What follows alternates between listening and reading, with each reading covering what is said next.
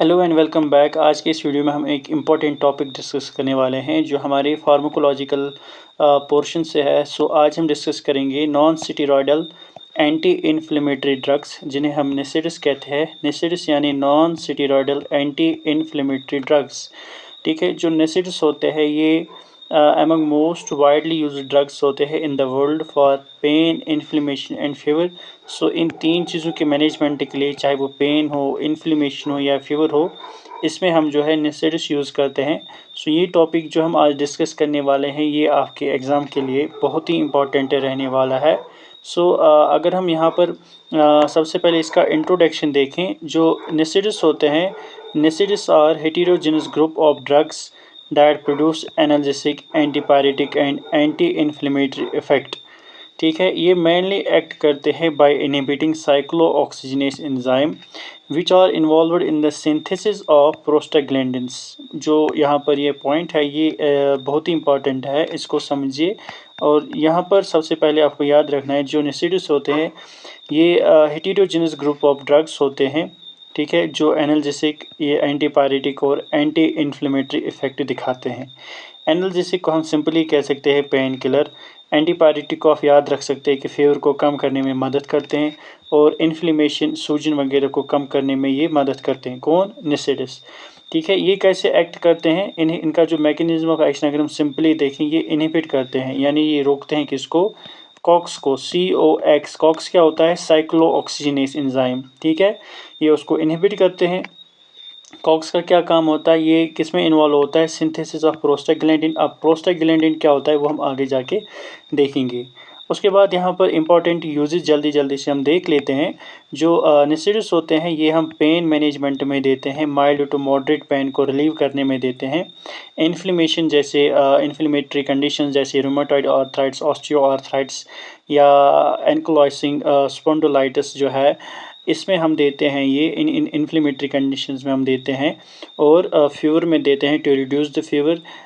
ठीक है, इसी प्रकार से जो है इसका जो यूज़ है in the closure of patent ductus arteriosus, जिसे PDA क्लोजर कहते हैं, जिसमें यूजुअली इंडोमेथासिन का जो है काम रहता है या एक्शन रहता है। ठीक है, इसी प्रकार से डिस्मिनोरिया, माइग्रेन, डेंटल पेन या पोस्ट ऑपरेटिव पेन, और भी बहुत सारी जो है चीज़ें हैं जिनमें हम ये NSAIDs देते हैं। अगर आप इतना याद रखोगे ये भी बहुत इंपॉर्टेंट है। मोस्ट इम्पॉर्टेंटली आपको याद रखना है पेन से रिलेटेड, इन्फ्लेमेशन से रिलेटेड। इन्फ्लेमेशन में जैसे रूमेटॉइड आर्थराइटिस, ऑस्टियो आर्थराइटिस या बाकी सारी चीज़ें जो इसमें आती हैं ऑर्थो से रिलेटेड। ठीक है, या पेन से रिलेटेड। ठीक है, और इसी प्रकार से इसमें जो है फीवर के लिए हम देते हैं and dysmenorrhoea, migraine, dental pain, post operative pen.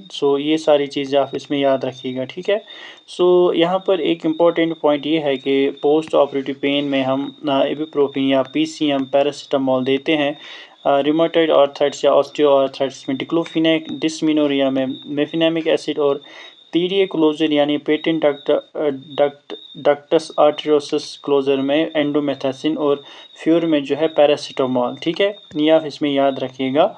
उसके बाद अगर हम MOA that is mechanism of action यहाँ पर देखें, विच इज़ वेरी इंपॉर्टेंट, जो जिससे रिलेटेड आपके एग्ज़ाम्स में क्वेश्चन बन सकते हैं। अगर आप JK SSB के लिए एग्ज़ाम के लिए प्रिपरेशन कर रहे हैं तो उसमें पूछा जा सकता है, और अगर आप किसी और एग्ज़ाम के लिए प्रिपरेशन कर रहे हैं तो उसमें भी पूछा जाएगा। तो इस प्रकार से हमने इसको यहाँ पर आपके लिए इसको सिंप्लीफाई किया है। जो NSAIDs होते हैं non steroidal anti inflammatory drugs, ये इनहिबिट करते हैं साइक्लोऑक्सीजनेज, जिसे हम कॉक्स कहते हैं। ठीक है, ये कॉक्स इनहिबिटर होते हैं। ठीक है, साइक्लोऑक्सीजनेज को जो एक एंजाइम है COX-1 या COX-2, ये उनको इनहिबिट करते हैं। कॉक्स एंजाइम जो है कन्वर्ट्स आर्चिडानिक एसिड को प्रोस्टाग्लैंडिन H2 यानी PGH2 में उसको कन्वर्ट करता है। बाय इनहिबिटिंग द कॉक्स, अगर हम जब जो है कॉक्स को जब हम इनहिबिट करते हैं, जो NSAIDs है वो रोकते हैं या कम करते हैं या डिक्रीज़ करते हैं या रिड्यूस करते हैं क्या? सिंथेसिस ऑफ प्रोस्टाग्लैंडिन यानी PGS। ठीक है, प्रोस्टाग्लैंडिन की सिंथेसिस को कम करते हैं एंड थ्रोम्बोक्सिन की भी, ठीक है, जो हम आगे जाके आपको अच्छे से एक्सप्लेन करेंगे। फिर रिड्यूस्ड पीजीज जो है उसकी वजह से क्या होगा, एनाल्जेसिक, एंटीपायरेटिक और एंटी इन्फ्लेमेटरी इफेक्ट दिखाते हैं ये। और reduced T X H A two जो होता है यानी थ्रोम्बोक्सिन A2 जो है, जब ये वो कम हो जाता है बाय एस्पिरिन, पर्टिकुलर यहाँ पे ड्रग की भी एग्जांपल है, ये आप अपनी जगह लिख सकते हैं। तो वहाँ पर क्या है, वो एंटी प्लेटलेट इफेक्ट दिखाते हैं, एंटी प्लेटलेट इफेक्ट दिखाते हैं। अब अगर आपको ये समझ में नहीं आया होगा, मैं आपको यहाँ पर इसको थोड़ा और समझाने की कोशिश करता हूँ। ये जो आप देख रहे हो यहाँ पर जो सेल मेम्ब्रेन होता है, चूँकि अभी हमने लास्ट टाइम जो वीडियो अपलोड किया था सेल मेम्ब्रेन के ऊपर, मैंने आपको वहीं पर बताया था कि सेल मेम्ब्रेन को हमें इन डिटेल पढ़ना है, क्योंकि जो भी हम फार्माकोलॉजी में जो भी टॉपिक्स पढ़ते हैं, स्पेशली जो मैकेनिज्म ऑफ एक्शन से रिलेटेड होते हैं, वहाँ पर हमें cell membrane anyhow discuss करना होता है। सेल मेम्ब्रेन में फॉस्फोलिपिड्स, उनमें ग्लाइकोप्रोटीन्स या इंटीग्रल प्रोटीन्स या बाकी सारे चैनल जो है उससे रिलेटेड हमें यहाँ पर वो डिस्कस करना पड़ता है। So that was basic there which we discussed, तो उससे आपको याद रखना चाहिए, ठीक है। सो यहाँ पर अगर हम देखें जो सेल मेम्ब्रेन जो है, सेल मेम्ब्रेन में जो फॉस्फोलिपिड्स होते हैं वहाँ से एक एंजाइम निकलता है फॉस्फोलाइपेज A2, ठीक है, जो आर्चिडानिक एसिड बनाता है। और आर्चिडानिक एसिड जो है वहाँ से हमें बनता है साइक्लोऑक्सीजिनेस, ठीक है। और जो ये साइक्लोऑक्सीजिनेस है ये एक एंजाइम है, ठीक है, ये एक एंजाइम है जिससे जो है प्रोस्टाग्लैंडिन G2 और प्रोस्टाग्लैंडिन H2 जो है ये बनते हैं। याद रखें यहाँ पर ये जो प्रोस्टाग्लैंडिन G2 है या प्रोस्टाग्लैंडिन H2 जो है, ये की अनस्टेबल लिपिड इंटरमीडिएट्स होते हैं in the biosynthesis of prostaglandin और थ्रोम्बोक्सिन और प्रोस्टासाइक्लिन, ठीक है। So these are unstable lipid intermediates यहाँ पर जो प्रोस्टाग्लैंडिन G2 है, प्रोस्टाग्लैंडिन G2 और प्रोस्टाग्लैंडिन H2 है, ठीक है। उसके बाद जो है अगर आप देखोगे यहाँ पर हमें प्रोस्टाग्लैंडिन G2 से जो है प्रोस्टाग्लैंडिन यानी PGE2 और PGI2 बनता है, याद रखिए। और इसी प्रकार से यहाँ पे हमें बनता है प्रोस्टासाइक्लिन दैट इज़ PGI2, और यहाँ पर हमें बनता है थ्रोम्बोक्सिन दैट इज़ TXA2, ठीक है। अब यहाँ पे जो अगर आप देखोगे यहाँ पर हमने डिस्कस किया प्रोस्टाग्लैंडिन्स, जिन्हें पीजीज भी हम कह सकते हैं। जो प्रोस्टाग्लैंडिन्स होते हैं ये यहाँ पर ये जो आप देख रहे हो प्रोस्टाग्लैंडिन्स, ये प्राइमरी मीडिएटर होते हैं किसमें, इन्फ्लेमेशन में, पेन, फीवर, ठीक है। सो तीन चीज़ें जो है जो हमने स्टार्टिंग में डिस्कस की थी, एक तो इन्फ्लेमेशन, ठीक है, और पेन और फीवर, ठीक है। सो उनमें ये क्या होते हैं, मीडिएटर्स होते हैं, ठीक है। और यहाँ पर अगर आप देखोगे जो हमने डिस्कस किया था प्रोस्टासाइक्लिन, सो प्रोस्टासाइक्लिन जो है ये एक पोटेंट वैज़ो डायलेटर है, ठीक है, and it inhibits platelet aggregation, ठीक है, ये इनहिबिट करते हैं platelet aggregation. Vasodilator, potent vasodilator और इनहिबिट करते हैं प्लेटलेट एग्रीगेशन, ठीक है। फिर यहाँ पर जो आप ये देख रहे हो थ्रोम्बोक्सिन, ठीक है, ये जो थ्रोम्बोक्सिन हमने थ्रोम्बोक्सिन की बात की, ये पोटेंट वैज़ो, ठीक है, वैज़ो कॉन्स्ट्रिक्टर होता है, ठीक है, वैज़ो कॉन्स्ट्रिक्टर होता है। और ये क्या करता है, एक्टिवेट करता है प्लेटलेट एग्रीगेशन, ठीक है। सो यहाँ पर दो चीज़ें हैं जो आपको याद रखनी है। फर्स्टली जो प्रोस्टासाइक्लिन है ये वैज़ो डायलेटर होता है और इनहिबिट करता है प्लेटलेट एग्रीगेशन को। और थ्रोम्बोक्सिन जो है ये वैज़ो कॉन्स्ट्रिक्टर होता है और प्रमोट करता है या एक्टिवेट करता है platelet aggregation. So this was about cyclooxygenase की वजह से क्या होता है। अभी आप यहाँ पर देखिए जो साइक्लोऑक्सीजिनेस है इसी की वजह से पेन फीवर और इन्फ्लेमेशन, और इसी की वजह से जो है प्रोस्टाग्लैंडिन ये प्लेटलेट एग्रीगेशन से रिलेटेड या वैज़ो कॉन्स्ट्रिक्शन वैज़ो डायलेशन से रिलेटेड चीज़ें होती है। अब अगर हम ड्रग्स देते हैं जैसे निस्टेरॉइड्स जो हम देते हैं non steroidal anti inflammatory drugs, ये आप यहाँ पर बहुत ही इंपॉर्टेंट चीज़ है, इसे आप यहाँ पर समझिए। जो हम निस्टेरॉइड्स देते हैं वो क्या करते हैं, वो इनहिबिट करते हैं इसी एंजाइम को, किस एंजाइम को, कॉक्स को, ठीक है।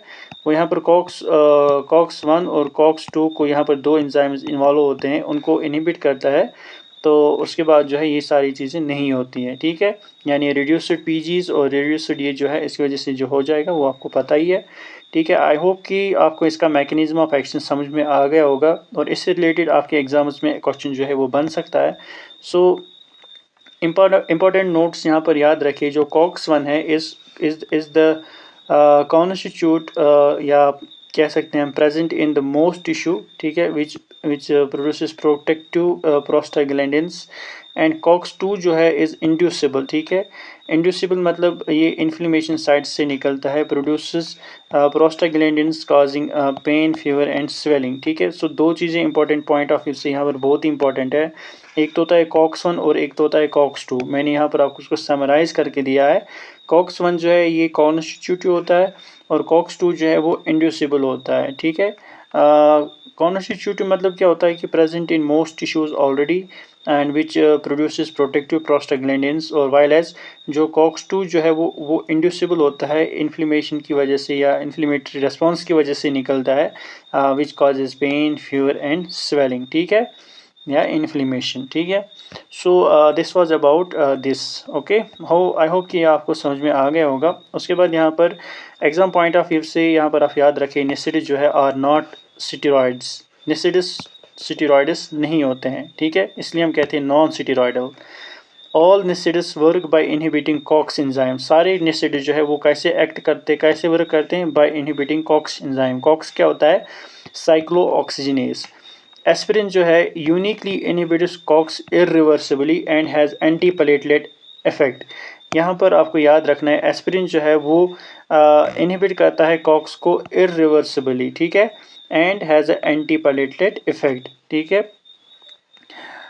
उसके बाद यहाँ पर क्या होता है, पैरासीटामोल जो है, paracetamol is not a true NSAID. Paracetamol एक ट्रू निस्टिड नहीं है, लेकिन हम उसको निस्टिड में क्लास पे करते हैं, ठीक है। And it mainly acts centrally, ठीक है। उसके बाद यहाँ पर अगर हम क्लासिफिकेशन की बात करें, जो निस्टिड्स होते हैं that is non steroidal anti inflammatory drugs, ये हम क्लासिफाई करते हैं on the basis of chemical structure and selectivity of COX enzyme. अब यहाँ पर अगर हम देखें कॉक्स एंजाइम के बेसिस पर इन्हें हम नॉन सेलेक्टिव कॉक्स इनहिबिटर और सेलेक्टिव कॉक्स इनहिबिटर के बेसिस पर क्लासिफाई करते हैं। जो नॉन सेलेक्टिव कॉक्स इनहिबिटर होते हैं वो इनहिबिट कर सकते हैं कॉक्स 1 कॉक्स 2 को, और अगर हम सेलेक्टिव कॉक्स 2 इनहिबिटर की बात करें वो प्रेफरेंशियली इनहिबिट करते हैं कॉक्स 2 को, ठीक है, साइक्लोऑक्सीजिनेज 2 एंजाइम को। फिर अगर हम यहाँ पर केमिकल क्लासिफिकेशन देखें, इसमें फिर सैलिसाइलेट्स, ठीक है, propionic acid derivatives, acetic acid derivatives, other non acid NSAIDs जो है इसमें आते हैं। ये इसकी क्लासिफिकेशन आपने ऑलरेडी पढ़ी होगी, तो ब्रीफली यहाँ पर आप देख सकते हैं। जैसे सैलिसाइलेट्स में एस्पिरिन इंपॉर्टेंट याद रखिए आप, और इसी प्रकार से इबुप्रोफेन, नेप्रोसन, कीटोप्रोफेन, ठीक है, डिक्लोफिनेक, इंडोमेथासिन, ठीक है, न्यूमस्लाइड या पायरोक्सिकम, मिलोजिकम और सिलिकोजिब, इट्रोकोजिब, ये इंपॉर्टेंट ड्रग्स है जो आमतौर पर आप देख सकते हैं, और इनकी क्लासिफिकेशन आप याद रखिएगा। अगर आपने क्लासिफिकेशन याद रखी इनकी, तो आप इनका जो मैकेनिज्म ऑफ एक्शन है वो भी आप इसमें याद रख सकते हैं, ठीक है। फिर अगर हम यहाँ पर कॉक्स एंजाइम का क्विक रिव्यू देखें, यहाँ पर जो कॉक्स 1 एंजाइम है और कॉक्स 2 एंजाइम जो है, कॉक्स 1 जो है ये कॉन्स्टिट्यूटिवली प्रेजेंट होता है मोस्ट टिश्यूज़ में, एंड कॉक्स 2 जो है it is inducible, found mainly at the sites of inflammation, ठीक है। एंड फिजियोलॉजिकल रोल अगर देखें, इनका रोल होता है प्रोटेक्शन ऑफ गैस्ट्रिक म्यूकोसा, ठीक है, maintenance of renal blood flow and platelet aggregation, normal bleeding time.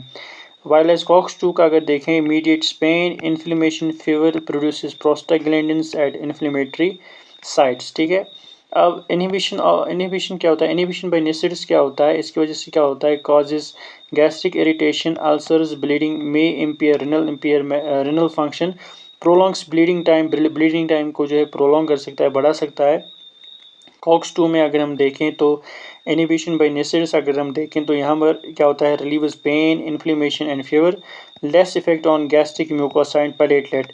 सो यहाँ पर एक इंपॉर्टेंट पॉइंट अब ये निकल के आता है कि जो COX-1 होते हैं वही ज़्यादातर गैस्ट्रिक इरिटेशन के लिए रेस्पॉन्सिबल होते हैं and they can cause peptic ulcer और ब्लीडिंग। सो COX-1 इसमें आप पर्टिकुलरली याद रख सकते हैं, ठीक है।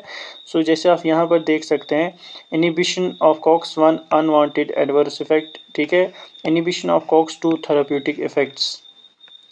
एस्पिरिन जो है वो इरिवर्सिबली इनिबिट करता है COX-1 को in platelets and that thus shows the anti platelet effect. So ये आप इस पे याद रखिएगा, ठीक है। फिर अगर हम यहाँ देखें जो फार्माकोकाइनेटिक, अगर हम जनरल फीचर्स देखें, जो मोस्ट NSAIDs होते हैं are well absorbed from GIT यानी गैस्ट्रोइंटेस्टाइनल ट्रैक्ट, और ये हाईली प्रोटीन बाउंड होते हैं, undergoes hepatic metabolism, that is first pass metabolism इनकी लिवर में होती है, एक्सेप्ट एस्पिरिन जो पार्शली वहाँ पर जो है मेटाबोलाइज होता है, and they are excreted mainly by kidneys, ठीक है। टी हाफ वेरीज, जो हाफ लाइफ इनकी होती है वो वेरी होती है, जैसे इबुप्रोफिन का 2 आवर, नेप्रोक्सन का 12 to 17 आवर्स, डिक्लोफिनेक का 1 to 2 आवर, पायरोक्सिकम का नियरली 45 आवर्स होता है, ठीक है। ये आप अलग से इसमें इनकी फार्माकोकाइनेटिक्स पढ़ सकते हैं, बट उतना आपके एग्ज़ाम में जो है नहीं पूछा जाएगा। अगर आप इतना याद रखोगे दिस इज़ सफिशिएंट, ठीक है। और यहाँ पर आप याद रखिए जो हाई प्रोटीन बाइंडिंग NSAIDs होते हैं, ठीक है, they displaces other drugs like warfarin and phenytoin, ठीक है। This is important point. फिर अगर हम डोज डिपेंडेंट इफेक्ट देखें, जो अगर हम देखें low dose, moderate dose, high dose, ठीक है। लो डोज में एनाल्जेसिक एंटीपायरेटिक डिज़ायर्ड इफेक्ट मिलता है हमें, मॉडरेट डोज में एंटी इन्फ्लेमेटरी और हाई डोज में स्ट्रॉन्ग एंटी इन्फ्लेमेटरी एक्शन देखने को मिलेगा, and undesired effect low dose में यूजुअली मिनिमल होता है, एंड मॉडरेट डोज में गैस्ट्रिक इरिटेशन और नौशिया हो सकता है, एंड हाई डोज में ulceration, bleeding, renal toxicity, cardiovascular risk रहता है। एग्जाम्पल के तौर पर यहाँ आप लो डोज में पैरासीटामॉल, इबुप्रोफिन रख सकते हैं, और मॉडरेट डोज में इबुप्रोफिन, डिक्लोफिनेक, हाई डोज में इंडोमेथासिन या कीटोरोलैक, ठीक है। So higher the dose and duration, higher is the risk of adverse effect, ये आपको इसमें याद रखना है। फिर यहाँ पर जो एडवर्स इफेक्ट है, जो क्लास इफेक्ट्स, अगर हम देखें जो इसमें गैस्ट्रो इंटेस्टाइनल, रिनल से रिलेटेड, कार्डियोवैस्कुलर से रिलेटेड, हाइपर सेंसिटिविटी दिखाते हैं, CNS से रिलेटेड, हेमाटोलॉजिकल, हेपेटिक या अदर जो है एडवर्स इफेक्ट्स हमें इसमें देखने को मिलते हैं, जैसे dyspepsia, nausea, vomiting, heart burn, ठीक है। साइड इफेक्ट्स और एडवर्स इफेक्ट्स कह सकते हैं, peptic ulcer, GI bleeding. Peptic ulcer और GI ब्लीडिंग मोस्ट इंपॉर्टेंट है, जो एग्जाम्स में भी पूछा जाता है, एंड कार्डियोवैस्कुलर रिस्क रहता है जिसमें increase risk of MI, stroke and thromboembolism रहता है, specially with COX-2 selective drugs, and hyper sensitivity जैसे रैश, यूट्रिक एरिया, ब्रोंकोस्पाज्म, एंजियोएडिमा देखने को मिल सकता है, एंड बाकी आप इसमें देख सकते हैं क्या क्या आएगा, ठीक है। And they are also renal, जैसे किडनीज और लिवर के लिए ये बहुत हानिकारक, या मतलब हम कह सकते हैं they can affect damage kidney and liver, ठीक है। सो ये आप इसमें याद रख सकते हैं। सो एक चीज़ यहाँ पर यह है कि जो रिस्क फैक्टर्स है फॉर NSAIDs टॉक्सिसिटी, उसमें मोस्टली जो एल्डरली पेशेंट्स होते हैं वो आते हैं, and patients having the history of peptic ulcer और गैस्ट्रिक GI ब्लीडिंग, ठीक है। High doses and prolong duration and dehydration, heart failure, renal और लिवर डिजीज से रिलेटेड जो है वो इसमें हाई रिस्क पर होते हैं, ठीक है। सो उसके बाद यहाँ पर एक इम्पॉर्टेंट चीज़ है, दैट इज़ अगर हम हाई रिस्क कॉम्बिनेशंस देखें NSAIDs की बाकी ड्रग्स के साथ, जैसे अगर हम NSAIDs को एंटीकोगुलेंट के साथ दे दें तो वो इंक्रीज़ करेंगे रिस्क ऑफ ब्लीडिंग। NSAIDs को अगर डाययूरेटिक्स या ACE इनहिबिटर के साथ देंगे, ठीक है, they can lead to renal failure. NSAIDs को अगर हम कॉर्टिकोस्टेरॉइड्स के साथ देंगे so they can show the severe GI ulceration. Aspirin को अगर मीथोट्रैक्सेट के साथ देंगे so they can show the increased methotrexate toxicity. So ये भी यहाँ पर जो है इम्पोर्टेंट पॉइंट है, ये आप यहाँ पर इसमें याद रख सकते हैं, ठीक है। सो उसके बाद यहाँ पर आता है इसमें ड्रग इंटरेक्शन। अब ड्रग इंटरेक्शन में जैसे ड्रग ग्रुप देखेंगे हम, फिर उनकी इंटरेक्शन देखेंगे और क्लिनिकल सिग्निफिकेंस देखते हैं। एंटीकोगुलेंट जैसे वारफेरिन के साथ अगर इनके इंटरेक्शन देखें, सो दे शो द एडिक्टिव inhibition of platelet and ulceration, thus there is a clinical significance of increased risk of bleeding. इसी प्रकार से एस्पिरिन और मीथोट्रेक्सेट जो हमने अभी यहाँ पर इस टेबल में डिस्कस किया था, वहीं हम यहाँ पर भी आपको बता रहे हैं। एस्पिरिन प्लस मीथोट्रेक्सेट जो है दे reduce the renal excretion of methotrexate, thus increases the toxicity of methotrexate, especially at high doses. Diuretics की अगर हम बात करें, they show NSAIDs reduce renal prostaglandins, ठीक है, PGs की जो एक्सक्रीशन है उसको रिड्यूस करते हैं, दस डिक्रीज द डायूरेटिक इफेक्ट में cause fluid retention, oedema and hypertension, जिससे जैसे एंजियो एडिमा देखने को मिल सकता है। इसी प्रकार से एस इनिबिटर या एंजियोटेंसिन रिसेप्टर ब्लॉकर्स के साथ अगर हम इनकी इंटरेक्शन देखें, सो इनिबिशन ऑफ वेजोडाइलेटरी पीजीज होता है, जिसकी वजह से decreased anti hypertensive effect and increased risk of renal impairment. ये मोस्ट इंपॉर्टेंट पॉइंट है यहाँ पर। उसके बाद अगर हम देखें लिथियम के साथ या बाकी जो SSRI इसमें आते हैं, ये आप इसमें देख सकते हैं। अगर आपको याद रहेगा दैट्स वेरी गुड, अगर याद नहीं रहेगा तो कोई बात नहीं, बट कॉन्सेप्ट होना चाहिए, अंडरस्टैंड हो जाना चाहिए, ठीक है। उसके बाद यहाँ पर जो है स्पेशल प्रिकॉशंस आप इसमें देख सकते हैं, that is use the lowest effective dose for the shortest possible duration, take with food और मिल्क, या हम कह सकते हैं कि we take with meal, after meal, to reduce the GI irritation, avoid in patients with active peptic ulcer, GI bleeding, severe renal or hepatic diseases. Take these drugs cautiously in patients with elderly, children and pregnant women, and patients with CVD, cardiovascular diseases. Monitor BP, blood pressure, renal function, HB in long term therapy, ठीक है। ये special precautions आप इसमें याद रख सकते हैं, ठीक है। एंड इम्पॉर्टेंट नोट यहाँ पर ये है कि जो एस्पिरिन है is a unique among NSAIDs as it is used in low doses for antiplatelet effect, and अगर हम हाई डोजेज देखें तो वहाँ पर इसे एज पेन किलर हम यूज़ करते हैं, ठीक है। सो 75 to 150 mg पर डे के हिसाब से अगर हम देखें तो ये हम माइकोडियल इन्फॉक्शन स्ट्रोक या TI में देखते हैं, ठीक है। सो कॉमन समरी टेबल अगर हम यहाँ पर देखें NSAIDs की, उसमें जो aspirin, ibuprofen, diclofenac, naproxen, indomethacin, piroxicam या सिलिकोजिब, जो celecoxib is withdrawn in some countries due to the risk of due to the cardiovascular risk. So ये आप यहाँ पर याद रखें, ये बहुत सारी कंट्रीज़ में विड्रॉ हो चुका है, ठीक है।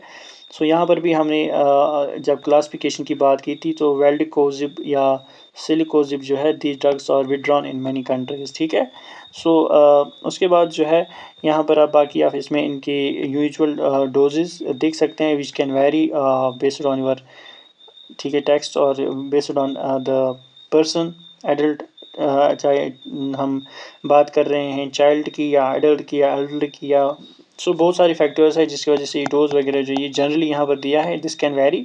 मेन यूज़ ऑफ यहाँ पर इनका देख सकते हैं जो इम्पोर्टेंट है, फिर टी हाफ इनका आप अप्रॉक्सीमेटली देख सकते हैं, एंड रिमार्क्स भी हमने यहाँ पर दे रखे हैं। So with this we have completed non steroidal anti inflammatory drugs. उसके बाद जो हम नेक्स्ट वीडियो में डिस्कस करेंगे दैट इज़ एनाल्जेसिक और एंटीपायरेटिक, जिससे रिलेटेड आपके एग्ज़ाम में जो है क्वेश्चंस आते रहते हैं, ठीक है। So see you in the next video.